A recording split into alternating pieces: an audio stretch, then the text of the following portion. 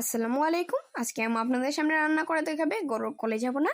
আজকে আমি অথেন্টিকভাবে আপনাদের গরুর কলেজা ভুনা রান্না করে দেখাবে। তো কিভাবে আমি এই গরুর কলেজা ভুনা রান্না করে চলুন দেখা যাক।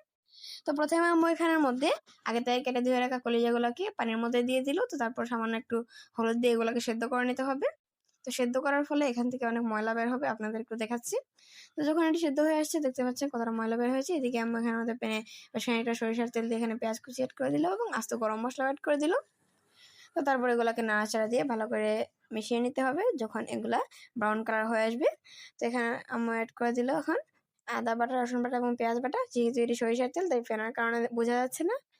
তো দেখতে পাচ্ছেন এগুলো দেওয়ার পর ভালো করে আবার মিশিয়ে নিচ্ছে। তো তারপর এখানের মধ্যে আমি অ্যাড করে দিল লবণ, তারপর হলুদের গুঁড়া, মরিচের গুঁড়া, ধনিয়ার গুঁড়া, জিরার গুঁড়া, তারপর শাহি গরম মশলার গুঁড়া। শাহি গরম মশলার রেসিপিটা কিন্তু আমাদের চ্যানেলে দেওয়া আছে, আপনারা চাইলে এখান থেকে দেখে নিতে পারেন।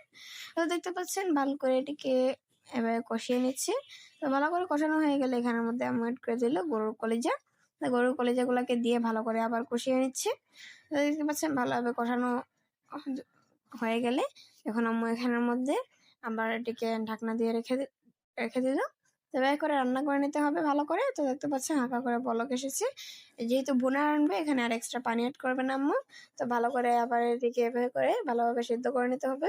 তো আবার ঢাকনা দিয়ে দিল। এরপর যে ঢাকনার পর দেখতে পাচ্ছেন ভালো করে হয়ে এসেছে। তো এরপর যে নামিয়ে নিলে কিন্তু তৈরি হয়ে যাবে আমাদের এই দারুণ স্বাদের গরুর কলিজা ভুনা। আর এটা খেতে কিন্তু অসম্ভব মজাদার হয়েছিল। আপনারা এটা বাড়িতে অবশ্যই ট্রাই করবেন।